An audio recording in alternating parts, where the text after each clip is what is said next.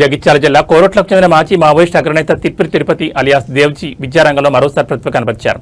ఇటీవల నిర్వహించిన inter advanced supplementary పరీక్షలో తెలుగు సబ్జెక్టులో 72 మార్కులు సాధించి మొత్తం ఇంటర్మీడియట్లో 614 మార్కులు పొందారు. అలాగే ఇటీవల విడుదలైన లాస్ట్ ఫలితాల్లో 349వ ర్యాంక్ సాధించి తన ప్రతిభను చాటుకున్నారు.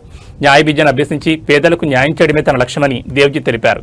విద్య ద్వారా సమాజ సేవ చేయాలనే సంకల్పంతో ముందుకు సాగుతున్న దేవ్జీ విజయాన్ని పలువురు అభినందిస్తున్నారు.